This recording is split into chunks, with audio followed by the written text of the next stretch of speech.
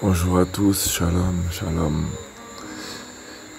Que la paix soit sur vous, au nom de Dieu, Shomashia, alléluia. Béni soit son nom, béni soit son saint nom.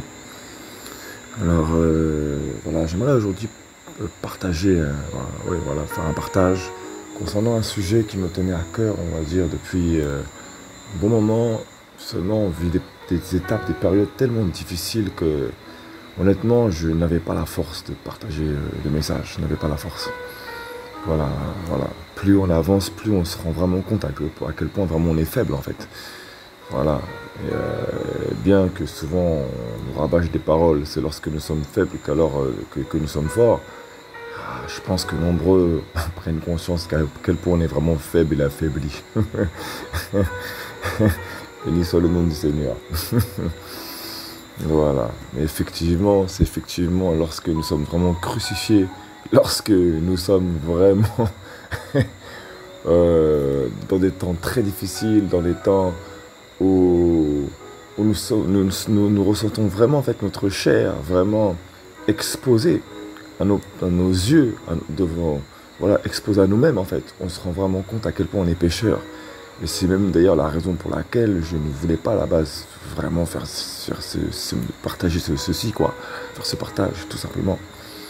Voilà, on est vraiment dans un temps très difficile, vraiment. De toute façon, on avait tous été au courant, hein, pour ceux qui sont disposés, voilà, pour les messages que le Seigneur donne, voilà, et qui disposent leurs oreilles spirituelles, leur cœur au Seigneur, voilà. Donc voilà. Mais vraiment, voilà, on se rend compte à quel point vraiment on passe vraiment un temps de brisement terrible, mais vraiment quoi. Voilà, vraiment les désirs vraiment de la chair est vraiment mis en lumière, quoi, vraiment. Et c'est vraiment un message du coup que je vais partager vraiment. J'aimerais donc vraiment partager concernant la communion fraternelle et également la prise de conscience également. Parce qu'il faut vraiment prendre conscience d'une chose. Je ne savais pas tellement comment partager ce message, comment faire ce partage, vraiment. Hein. Mais voilà, je vais déjà commencer, parce qu'en fait, ce message commence forcément par le livre des Actes des Apôtres, forcément. Parce que c'est là d'où vient toute la racine, en fait, de l'origine de l'Église, en fait, hein, apostolique. Voilà, bon, même si déjà la préfiguration de l'Église apostolique commençait déjà du temps de Moïse, du temps de Moïse, mais on a vraiment tout ce temps de réveil, hein, à la résurrection du Mashiach, vraiment, voilà, de la propagation vraiment du feu du Saint-Esprit, vraiment. Hein. C'est vraiment dans le livre des Actes des Apôtres. On voit vraiment l'unité, quoi. Comment le Saint-Esprit vraiment agit dans l'unité. Donc voilà. Alors donc, j'aimerais vraiment donc partager dans le livre donc des Actes des Apôtres. On va commencer au chapitre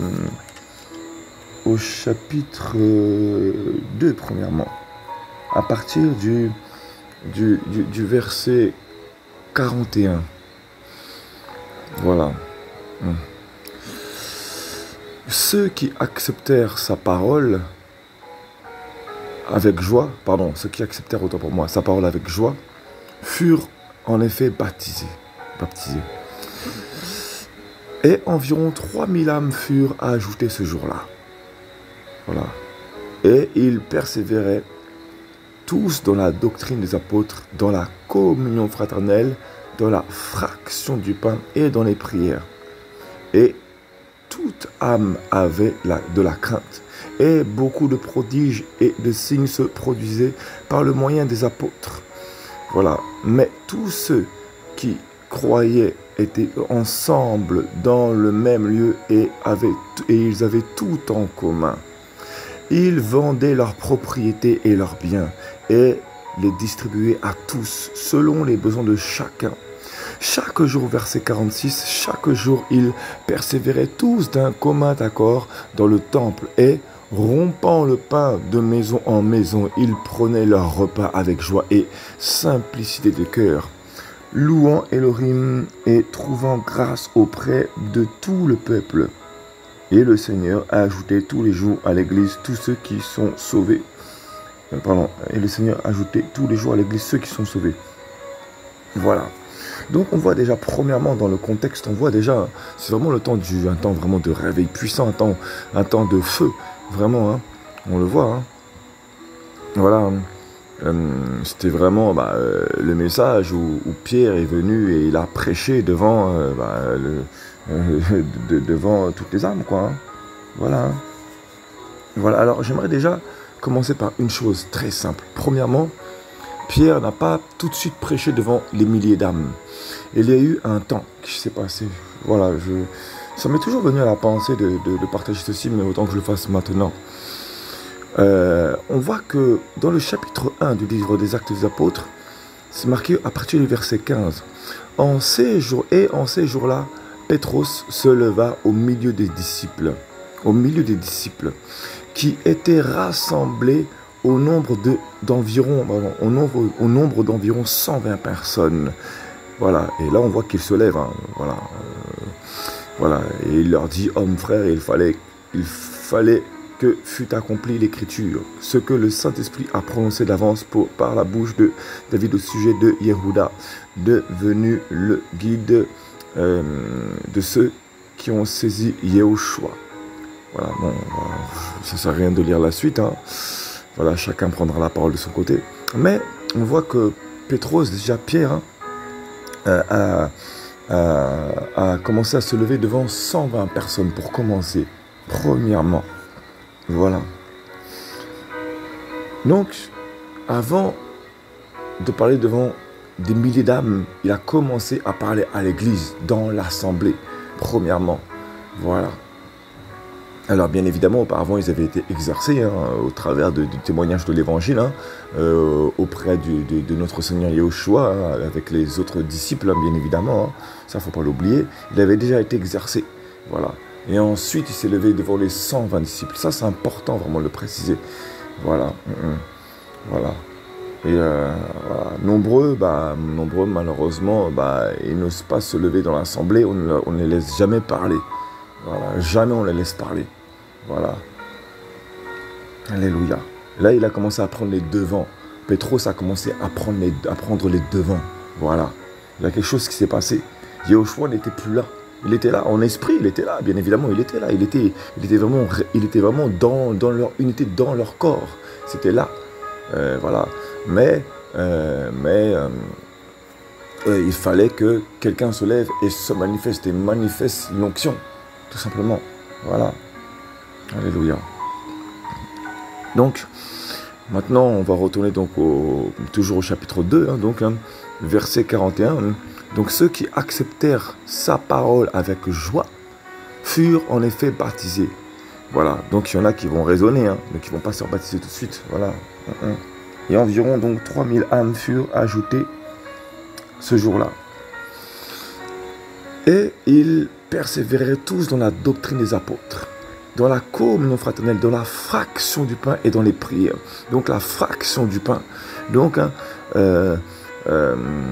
donc ils persévéraient dedans, dans la fraction du pain. Parce que la fraction du pain, c'est le brisement du corps, c'est le brisement du caractère de chacun. Voilà. Hein. Et d'ailleurs, on voit bien, hein, plus tard, plus loin, hein, on voit, verset 43, et toute âme avait de la crainte. Voilà, et beaucoup de prodiges et de signes se produisaient par le moyen des apôtres. Pourquoi ? Parce que au travers de la fraction du pain, il ne faisait pas forcément la fraction du pain. Il y a une symbolique dans la fraction du pain. C'est le brisement, c'est le renoncement à soi-même, c'est le brisement de chaque membre du corps, tout simplement. Parce qu'il faut que chaque membre du corps, premièrement, en fait, ils doivent être tous unis. Mais en même temps, le brisement des membres du corps, ça parle aussi de la responsabilité de chacun. Entre guillemets, l'indépendance, c'est-à-dire que la prise de conscience, chaque membre du corps ne se détache pas du membre du corps physiquement, mais spirituellement, ils prennent conscience. Il y a une prise de conscience de ce que chacun est censé faire dans le corps, en fait. Voilà, c'est quelque chose qui me vient pendant que je partage ceci. Béni soit le Seigneur, alléluia. Toute la gloire revient au Seigneur. Voilà. Voilà. Et c'est ça en fait qu'il manque actuellement dans le corps actuel. Voilà. Et toute âme donc avait de la crainte et beaucoup de prodiges et de signes se produisaient par le moyen des apôtres. Pourquoi? Parce que tout simplement vu que en fait le Saint-Esprit ne pouvait que les justifier parce que l'acte de la fraction du pain, eh ben, comment dire ça, ce n'était pas que physique, c'est-à-dire que spirituellement, ils étaient brisés. Et donc, forcément, laissant le Saint-Esprit s'étendre en ces temps-là, je répandrai, j'étendrai, je propagerai mon esprit sur toute chair. Voilà, et ben vu que la fraction du pain n'était pas seulement que physique, mais elle était également spirituelle. Donc, leur corps intérieur était brisé. Donc, le Saint-Esprit prenait entièrement la place. Donc, forcément, le Saint-Esprit ne pouvait qu'attester qu'il était avec eux, tout simplement. Voilà, hein. Au travers des signes, des prodiges, des miracles, tout simplement. Hein. Voilà. Mais tous ceux qui croyaient étaient ensemble dans le même lieu et ils avaient tout en commun. Donc, voilà. On ne parle pas seulement de communion fraternelle, pas seulement de fraction du pain. Ça ne s'arrêtait pas là. C'est ça que les Hébreux ont, cette communion fraternelle. Et ils avaient cette communion fraternelle, mais ça ne s'arrêtait pas qu'un jour dans la semaine. La parole précise bien que tout ce verset 44, hein, chapitre 2, on est toujours là, verset 44, mais tous ceux qui croyaient étaient ensemble dans le même lieu et ils avaient tout en commun. Voilà, donc tout était en commun. Verset 45, ils vendaient leurs propriétés et leurs biens. Et aujourd'hui, là, allons trouver une assemblée comme ça. On vend pas aujourd'hui? Non. Chacun, je vais vous dire, c'est un témoignage que je vais partager. Le Seigneur m'avait fait grâce. Bien que le Seigneur m'a donné un logement, voilà, j'étais béni en Guadeloupe. Il m'a donné il m'a fait grâce d'aller en mission en Martinique. Mais j'étais logé chez des personnes, c'est-à-dire qu'en fait, je n'avais pas d'autre choix que de quitter le logement où j'étais. Donc, en fait, c'est une bénédiction. J'avais reçu la bénédiction du Seigneur. Ce logement-là, c'était une bénédiction, c'était un prix que j'avais payé. J'avais frôlé la mort, on avait failli m'assassiner pour vous dire, c'est vraiment un témoignage. Voilà, et le Seigneur m'avait donné cette grâce d'avoir ce logement que j'ai eu. Et le Seigneur m'a fait comprendre, tu dois partir en mission. Pourquoi? Parce qu'il fallait que mon caractère soit brisé. J'avais raté, entre guillemets, je n'avais pas laissé le Seigneur briser mon caractère. Donc, il fallait que le Seigneur brise ce vase que j'étais. Il fallait qu'il refaçonne ça. Donc, il fallait qu'il me restaure. Voilà, pour que je recomprenne son langage. Voilà, tout simplement. Voilà, le caractère n'avait pas été bien brisé. Il fallait donc que je retourne encore en arrière, façon de parler. Voilà. Et donc, le Seigneur donc a permis, il a suscité la circonstance que je dois aller en Martinique en mission, mais en même temps pour travailler. J'avais eu un contrat de travail, voilà. Donc je devais aller en mission donc pour évangéliser, bien évidemment, il devait me remplir, voilà, etc., etc. Voilà. Donc c'était une autre mission. Mais je ne me suis pas dit, mince, j'ai eu mon studio, pourquoi je dois tout lâcher comme ça? En fait, on m'avait dit que je devais avoir un logement plus grand, donc un T2.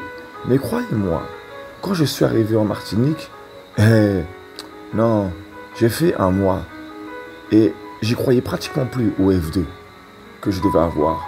Mais j'ai tout lâché pendant un mois, j'ai souffert pendant un mois. Franchement, j'étais logé, nourri, blanchi. Attention, on ne va pas se plaindre. Il y a des missions qui sont pires que ça. Il y en a, ils sont envoyés en Afrique, je ne sais même pas dans quel pays où ils doivent vraiment subir. Mais j'ai fait, c'est pas grave, je suis en mission, le Seigneur me restaure, ce n'est pas grave, toute la gloire vient à son nom. Voilà. Mais beaucoup, malheureusement, je ne dis pas ça pour me glorifier, loin de là, bien au contraire. Mais c'est pour témoigner que parfois, on lâche une bénédiction pour. J'ai dormi sur un clic-clac. J'ai dormi dans un clic-clac, dans un salon où je devais me lever tôt le lendemain et malheureusement, parfois, vu que j'étais dans un salon, et parfois il y avait du bruit dans le salon et je ne pouvais pas dormir comme ça alors que le lendemain, je devais aller au travail. Le lendemain, c'est un témoignage que je partage, béni soit le Seigneur, toute la gloire lui revient. Et franchement, j'ai dû passer 1 mois et demi, je crois, 1 mois ou 1 mois et demi, pas plus. Mais croyez-moi, ça m'a paru être 6 mois. Parce que je dormais en sueur dans le lit. Voilà, je dormais dans le salon. Bon, bref, je ne vais pas non plus tout dire parce que ce serait inutile. Voilà, hein. J'étais logé noir et blanchi, je n'ai pas non plus à se plaindre. Mais voilà, et au point que je n'y croyais même plus pratiquement à l'autre logement que je devais avoir. Donc j'ai tout lâché. Et au final, le Seigneur m'a légué cet autre logement. Ensuite, mais j'ai dû lâcher ce studio. Voilà. Voilà, donc, voilà. Mais béni soit le Seigneur. Et ensuite, alors que j'avais eu un logement plus grand, et ben, j'ai dû revenir en Guadeloupe. Lors du déconfinement, j'ai dû revenir en Guadeloupe. Donc, j'ai lâché ce grand logement que j'avais, une grande maison, hein, un grand logement que j'avais pour moi tout seul, voilà, hein, où j'aurais pu faire des choses avec la chair, former une église avec la chair, j'aurais pu faire des choses comme ça, voilà, hein, et voilà. Et ben, j'ai dû quitter ce grand logement au final pour revenir dans ce studio. Donc, j'ai dû quitter les bénédictions pour revenir à mon étape d'origine. C'est pour dire que parfois, les biens qu'on a, ça vient du Seigneur. Et si on doit les lâcher, il faut les lâcher. Parfois, il faut savoir lâcher les bénédictions. C'est pas la bénédiction matérielle qui compte. La bénédiction, elle est céleste. C'est ça qu'il faut comprendre. Et ça, malheureusement, nombreux ne le comprennent pas. Voilà. Donc voilà, c'est vraiment un témoignage que je tenais à partager. Nombreux, souvent, lorsqu'ils sont bénis, le Seigneur leur donne quelque chose. Et ils pensent que c'est du diable parce que le Seigneur ne peut pas leur retirer quelque chose pour leur envoyer dans un lieu où ils doivent tout lâcher, quoi. Voilà. Alors que c'est un prix à payer. Tout simplement pour être béni et pour bénir d'autres personnes, pour être un témoignage. Gloire à Yahushua Mashiach. Toute la gloire lui revient. Béni soit son nom. Merci Seigneur qu'on puisse comprendre ce langage, tout simplement. Parce que nous, on n'a aucune gloire à tirer. Alléluia. Voilà. Non, on n'a aucune gloire à tirer, hein, voilà. Même ce témoignage-là, c'est pas une gloire qui vient de l'homme, hein. C'est une bénédiction, c'est une grâce qui vient du Seigneur. Voilà. Rien ne nous appartient sur terre, tout est poussière. Voilà. Ils vendaient, donc verset 45, ils vendaient leurs propriétés et leurs biens. Donc ça, ils avaient compris. Tout le bien qu'on a, hein, beaucoup ne comprennent pas ces choses. Tout le bien qu'on a, c'est pas pour nous. Enfin, bien évidemment que c'est pour nous, mais c'est entre guillemets une récompense. Voilà. Mais beaucoup ne sont pas prêts, malheureusement, à donner la charité, et non pas ce don de l'hospitalité. Je vous dis, hein, le Seigneur me fait grâce de vivre en Guadeloupe depuis quelques années maintenant, et le Seigneur m'a fait grâce d'aller en Martinique également.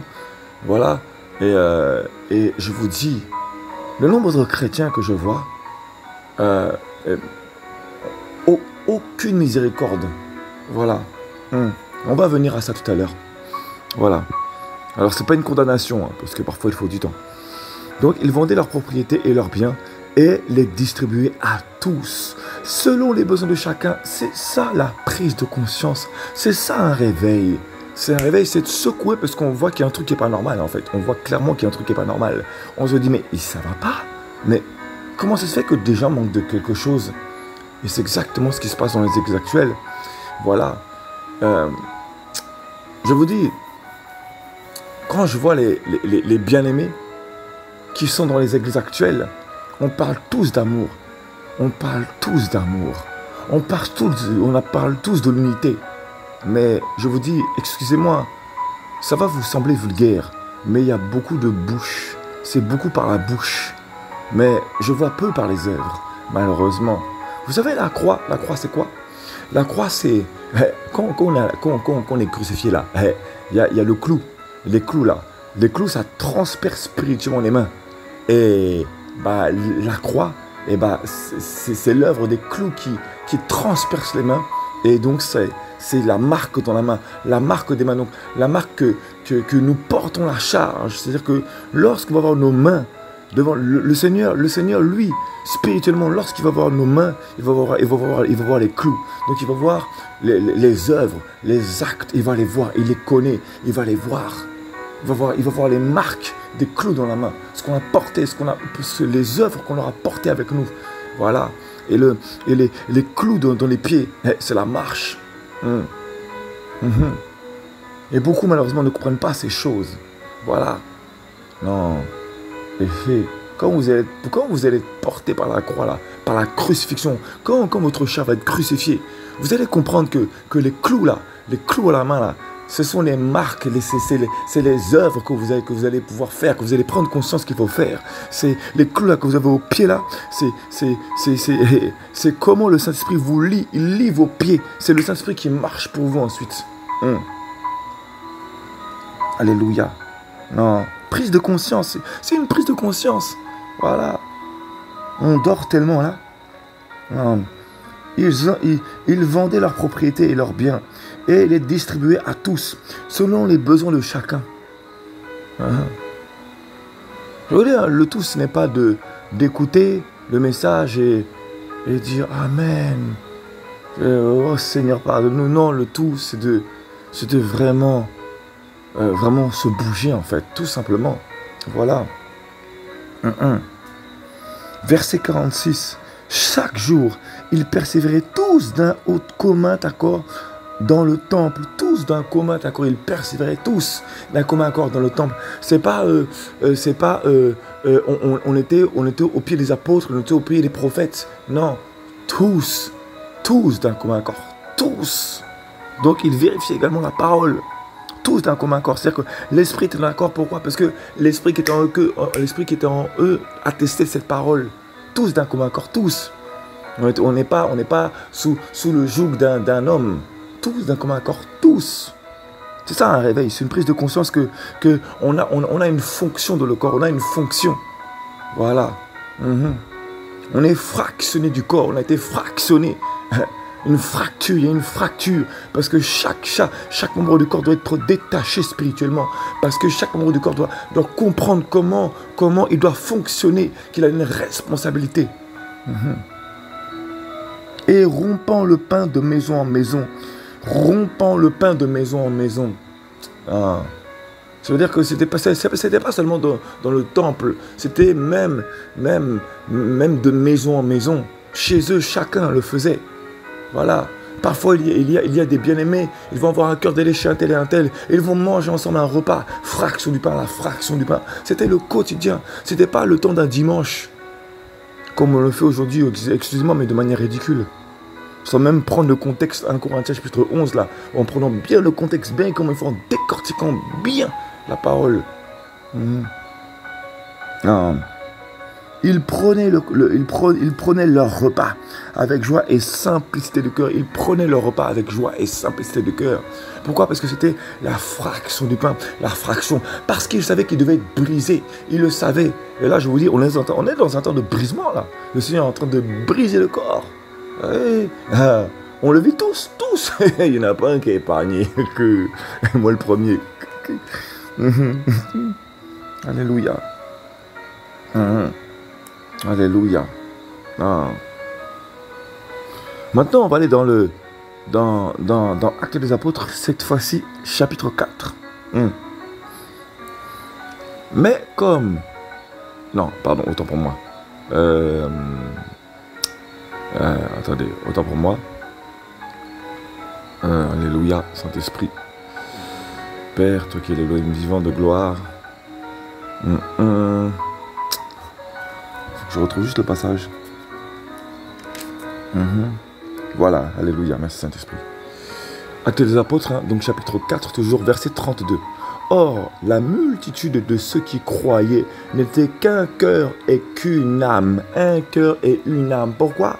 Parce que, excusez-moi, mais lorsqu'on loue là, on n'est pas tous couverts par le sang de Yahushua là. Le sang là, c'est bien ce qui fait battre le cœur. Il faut que le sang circule pour que le cœur puisse battre. Si nous négligeons, si nous méprisons, si nous insultons l'œuvre de la croix, on va tuer le corps. Ah bah oui, hein. Voilà. Donc, le cœur, un seul cœur. Voilà. Parce que le cœur, c'est vraiment, c'est ce qui fait, c'est ce qui bat, c'est ce qui bat. Voilà, hein. Voilà, hein. Un cœur et qu'une âme. excusez-moi, mais Yahushua, son sang, déjà le sang de Yahushua, déjà, à la base, c'est ce qui fait circuler le corps. C'est ce qui fait vivre le corps. Et le corps ne marche pas sur le cœur. Donc, il faut que le sang circule pour que le cœur puisse battre. Voilà. Et l'âme, c'est le sang.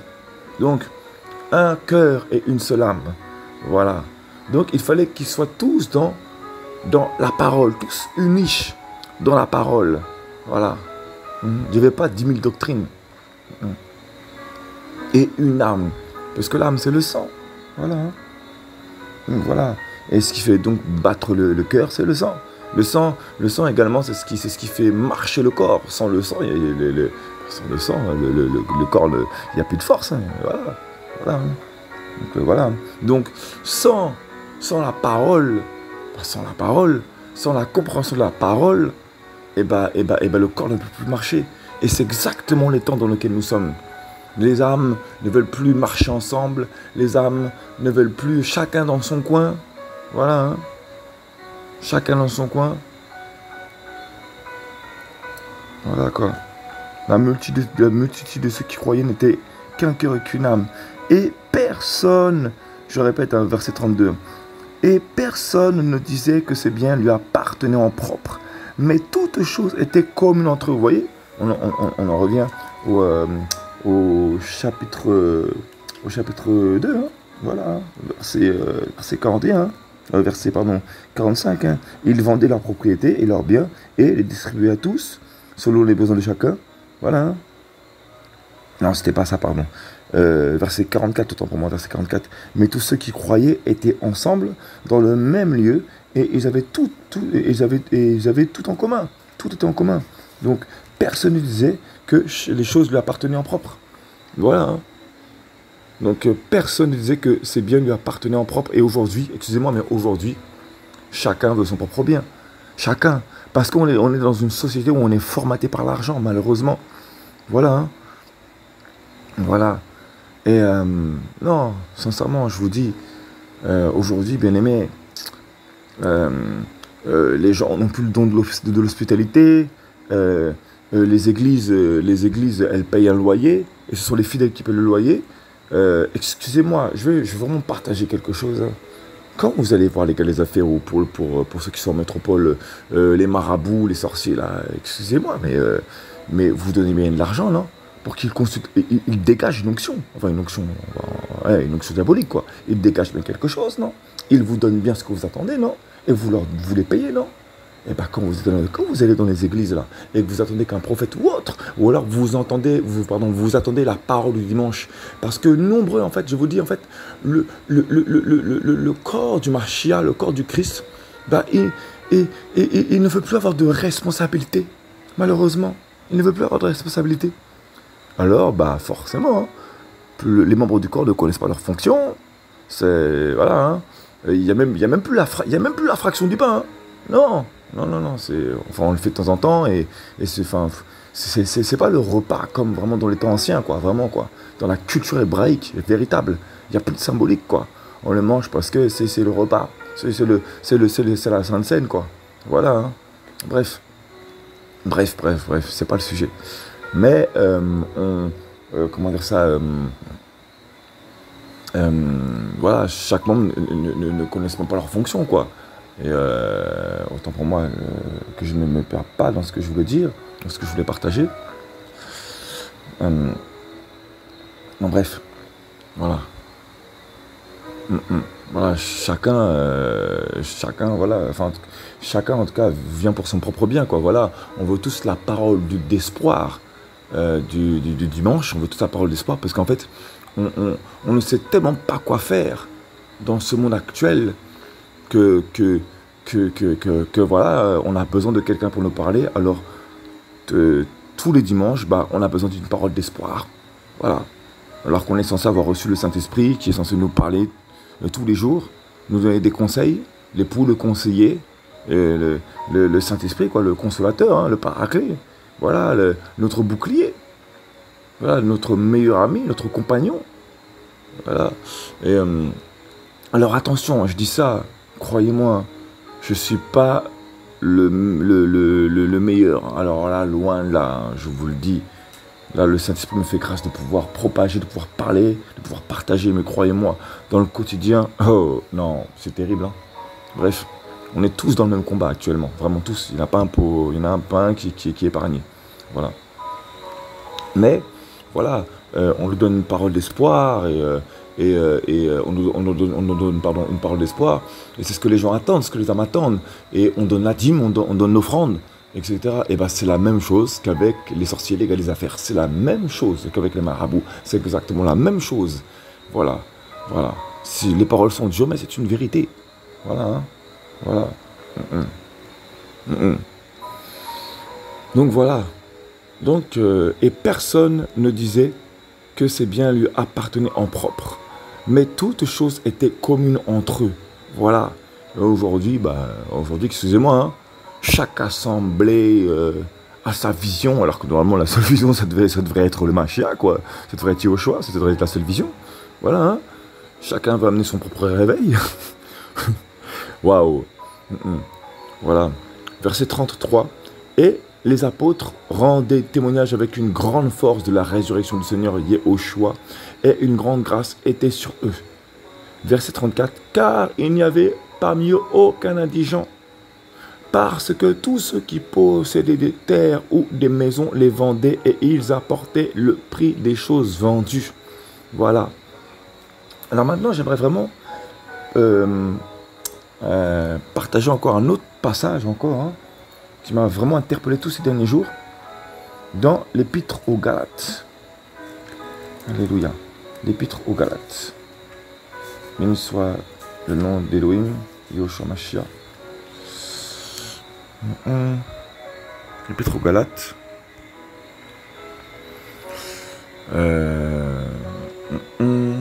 Voilà. Alléluia.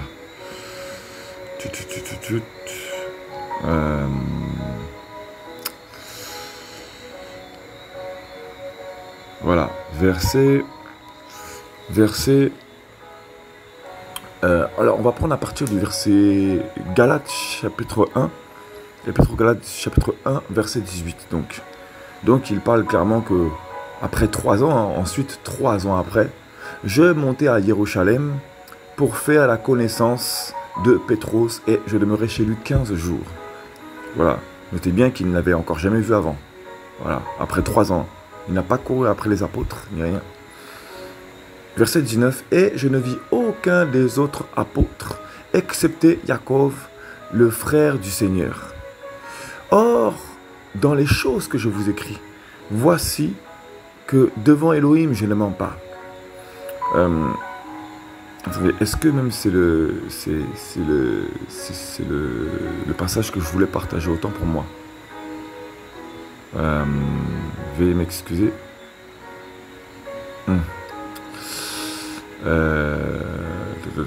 Saint-Esprit.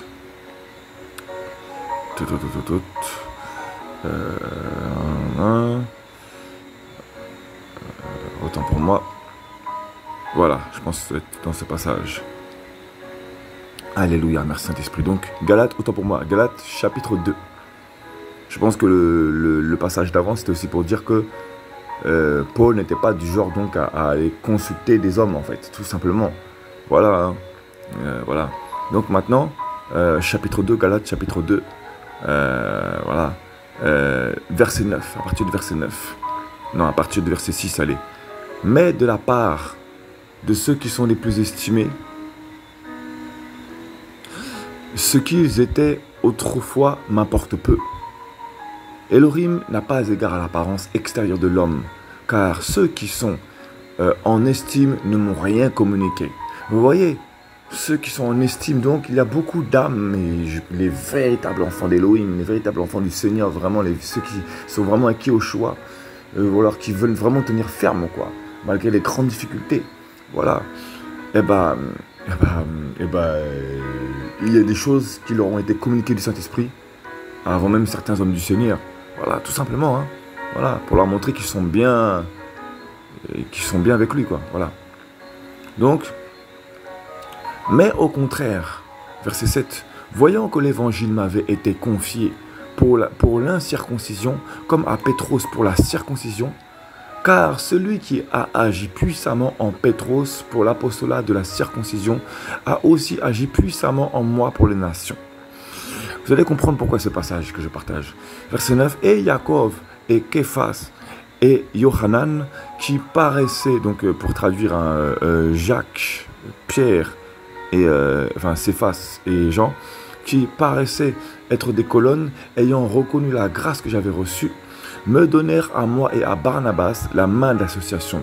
Aujourd'hui, je vous dis, quand vous êtes quelqu'un qui avait une onction spéciale, vraiment bien particulière, voilà, et des hommes auront du mal à travailler avec vous. Voilà, des hommes auront vraiment du mal à travailler avec vous. Parce que vous avez une onction particulière. Et parce que vous recevez des choses que eux-mêmes n'ont pas forcément reçues. Et notez bien que il a fallu que Paul soit vraiment à l'écart. C'est à l'écart qu'il a reçu toutes ces révélations. Il aurait pu trembler devant les apôtres. Mais non, non. Il a été préparé. Voilà. Hein. Voilà. Donc, voilà. Donc, il leur donne à moi me donnèrent à moi et à Barnabas la main d'association, afin que nous allions, nous vers les nations, et eux vers la circoncision. Et voilà, verset 10, nous devions seulement nous souvenir des pauvres, ce que je me suis efforcé de faire. Voilà, et ça c'est vraiment un passage que je trouvais vraiment très utile de partager.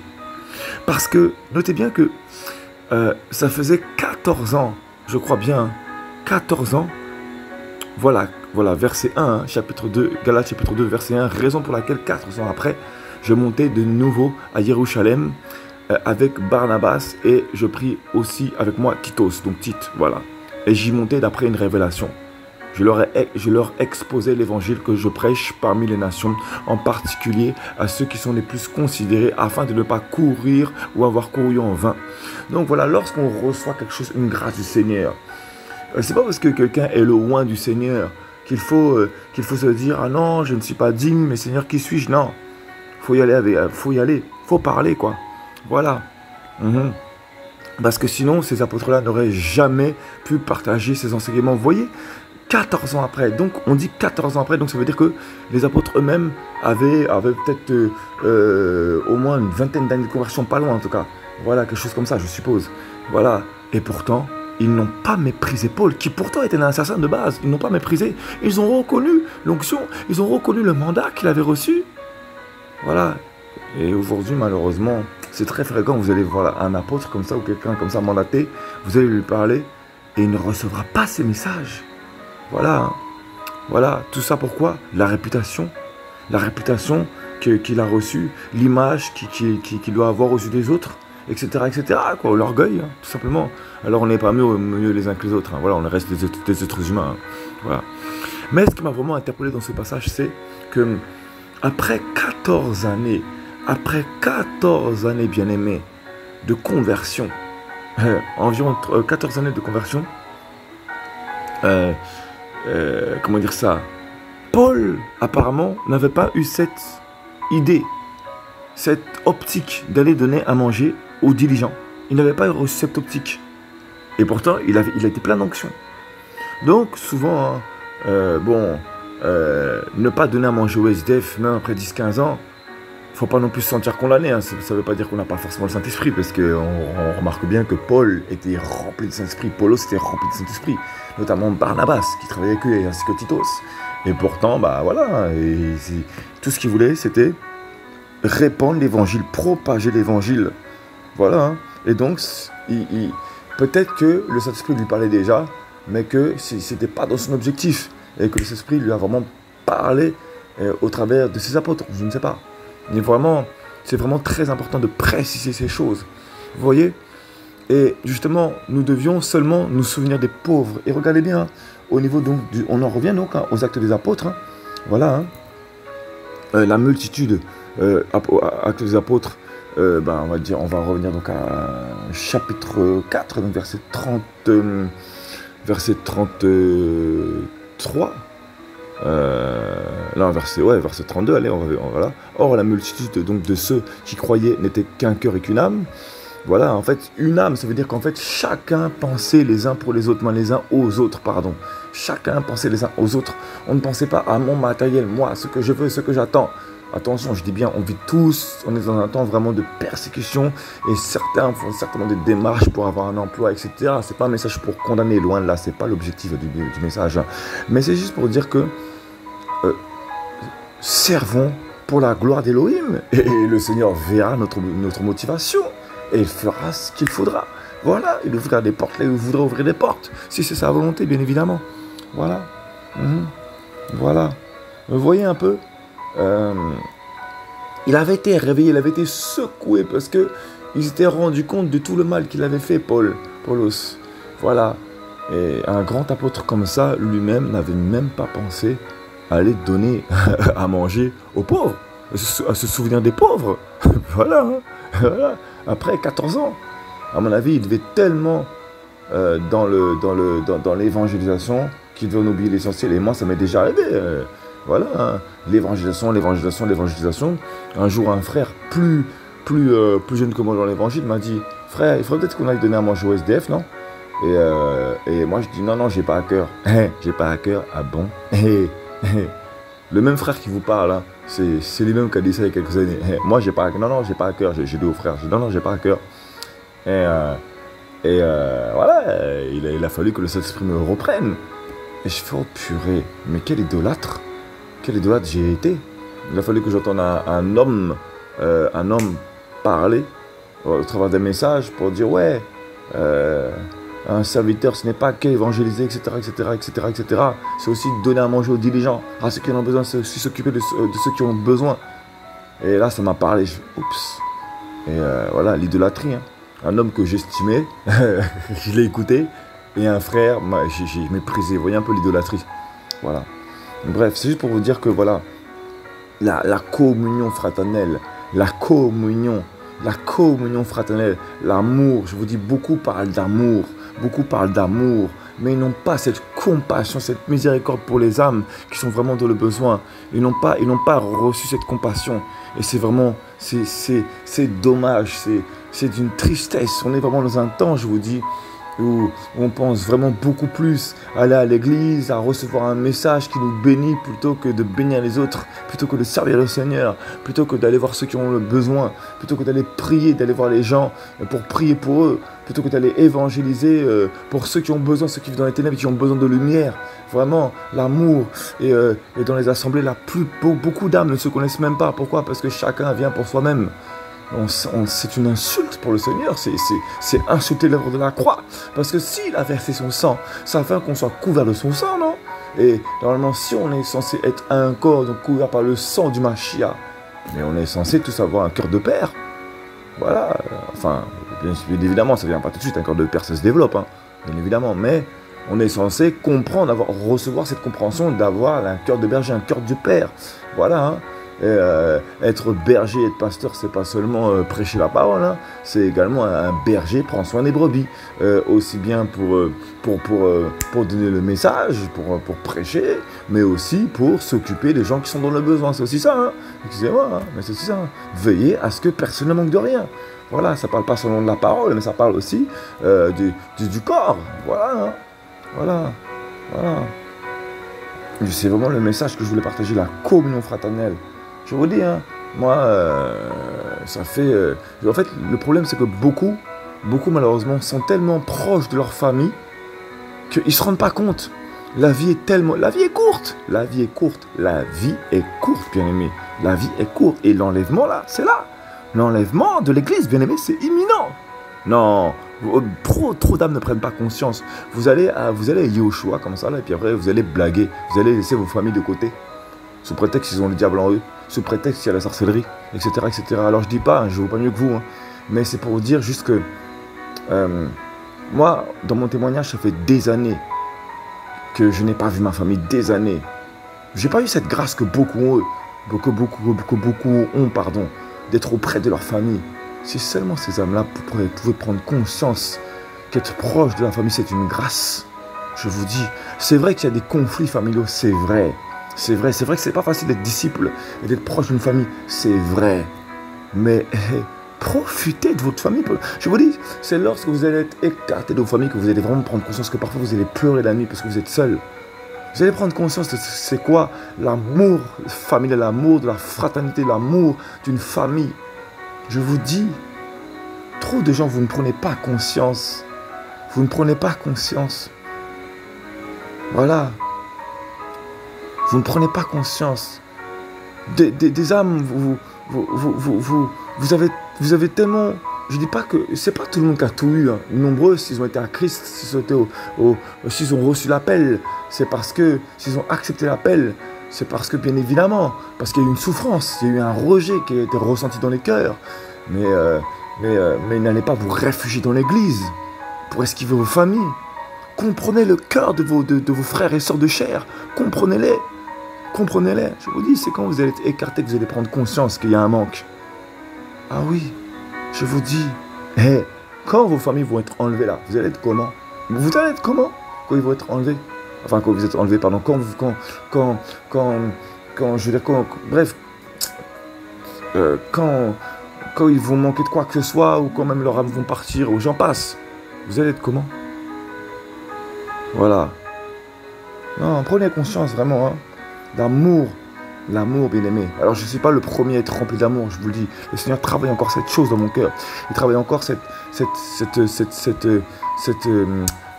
fruit dans mon cœur, l'amour. Parce que dans l'amour, waouh, l'amour, c'est beaucoup, hein. Ça se travaille. Et malheureusement, le corps n'a pas d'amour. Beaucoup n'ont pas d'amour. Beaucoup. Voilà. Voilà, l'amour. L'amour. Pensez les uns aux autres. Pensez aux besoins des uns des autres. Voilà. Gardez parfois votre argent, soit pour vos familles, ou alors pour donner à manger au SDF, pour donner des vêtements aux autres. Parfois, prenez des vêtements que vous n'utilisez plus, allez les donner à ceux qui en ont besoin. Dans les rues ou autres, je ne sais pas. Faites. Les temps sont courts, bien aimés. Voilà, c'était vraiment le message. Voilà. Toute la gloire revient à Yehoshua Mashiach, béni soit Elohim. On est vraiment au temps là, de la fin, on est vraiment dans les dernières secondes, bien aimés. Non. Voilà, alors je vous dis, hein, moi-même, hein, je suis un gros pécheur là. Je vous dis, moi, je suis un gros pécheur. Voilà.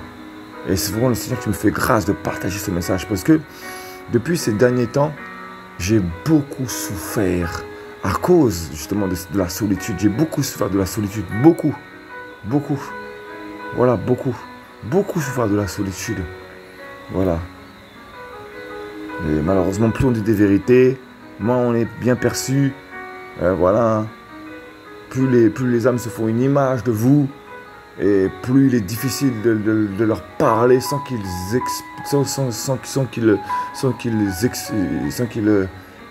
interprètent mal ce que vous dites. Voilà. Hein. Parce que vous faites des erreurs, comme si tout le monde ne faisait pas les erreurs. Bref, que le Seigneur soit béni en tout cas. Chaque chose est pour une épreuve. Moi, chaque épreuve est pour une compréhension bien précise et pour avancer dans le Seigneur. C'est la croix, la charge de la croix, le renoncement somme, le brisement. Voilà. L'amour. Alléluia. Que le Seigneur soit béni, vraiment. Toute la gloire vient au Yehoshua Mashiach, vraiment. Béni soit le Seigneur. Alléluia. Et voilà. Alléluia. Shalom à tous, vraiment. Soyez en paix, gardez la paix. Vraiment que la paix du Mashiach soit sur vous. Alléluia. Que la paix vraiment du Mashiach soit sur vous, qu'elle demeure sur vous par la grâce du Seigneur, vraiment. Que le shalom vraiment demeure en vous. Parce que nous sommes dans des temps où notre objectif, c'est vraiment le ciel. Notre objectif, c'est vraiment de voir Yehoshua tel qu'il est réellement. Vraiment, je suis le premier à devoir penser cette chose. Je le partage pour vraiment rappeler ces choses. Que le Seigneur soit béni. Alléluia. Shalom.